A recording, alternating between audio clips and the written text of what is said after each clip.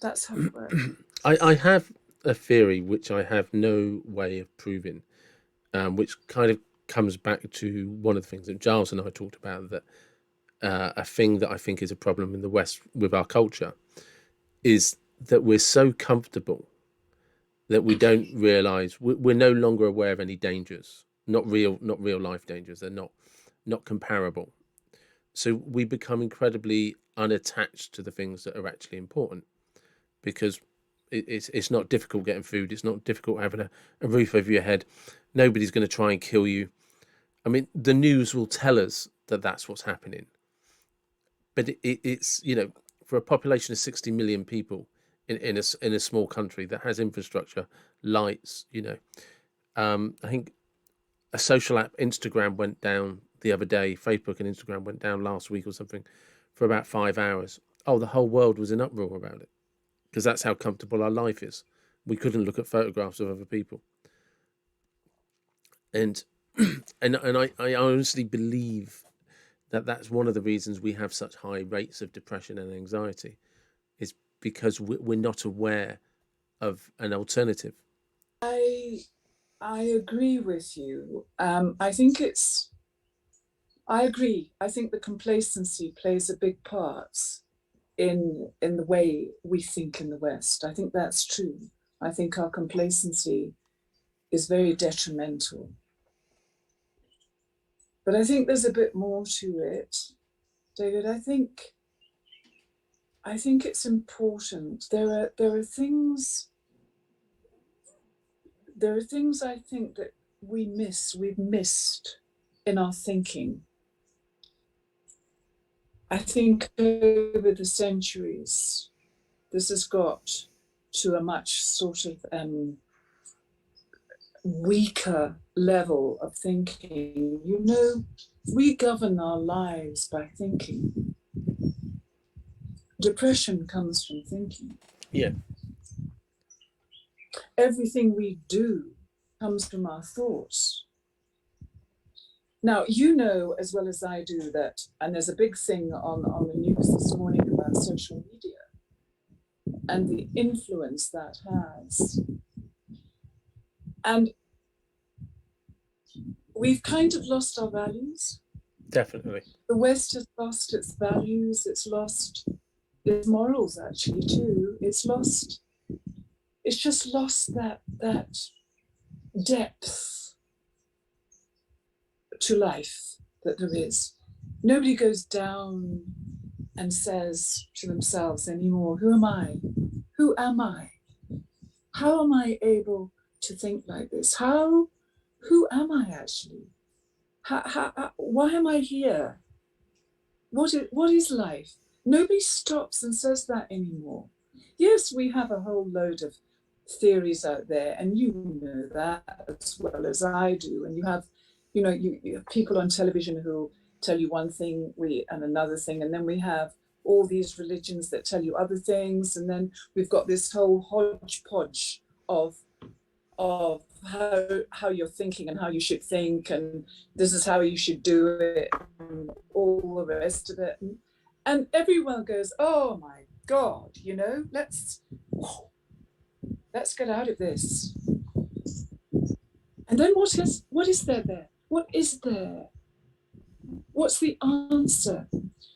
We need to understand who we are to be able to stop the depression. I was talking to a lady this morning for an hour, and I said to her, everything you've said to me has been negative. It's been negative. Is there nothing positive? What you have to do is change that negativity to positivity, because those are the only two emotions there are. Those are the only two emotional energies there are. One is positive, one is negative. Negativity is based on what? On fear.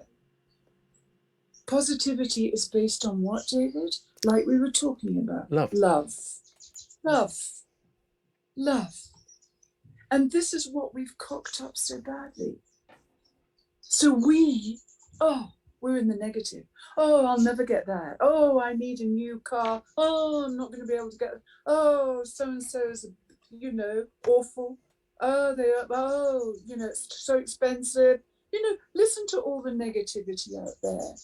And then you've got social media run by human beings who are negative. So you've got more and more negativity. So we're feeding ourselves with negativity every day of our lives. But come on, we're more powerful than we think. We create our reality. We control it. If I can make Restart work, knowing it is the right thing to do, and these children have to be saved, just with that energy going out into the universe, whatever you want to say, and it happens, everybody can do that. It's not just Mary Coulson stuck in some tiny little place that's not even, on the map of the world or the country even. I mean, I'm nothing. Do you know what I'm saying? Yeah, but And I really feel it.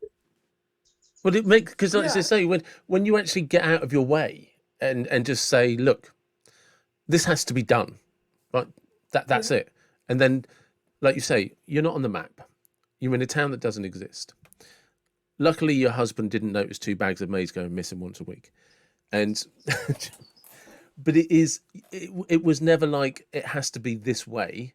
It was just, we're going to do it. It has to be done, and we're going to do it.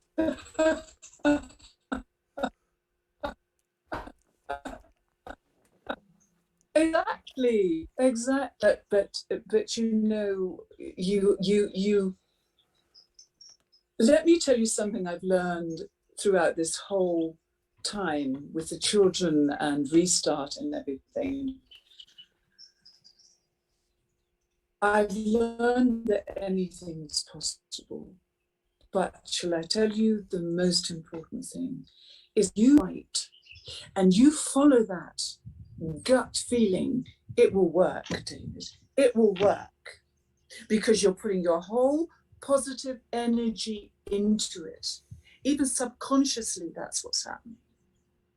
Do you see? Yeah. So you are creating it. You don't know how, but you're doing it because you know it's the right thing to do. From your heart, you know that's what you have to do. And you do it. So here's, do you see? I do, and actually, it's an area that I'm very passionate about, because obviously one of the things I do is coach people, but so here's the thing that if you're probably best placed to argue, not argue, give an idea of this is, how do people learn to, and this applies to me, like, how would you suggest that we get out of our own way to hear what we should be doing?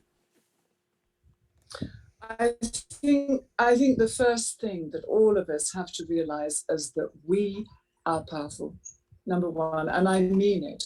Our thinking is energy. What else is it? It's energy.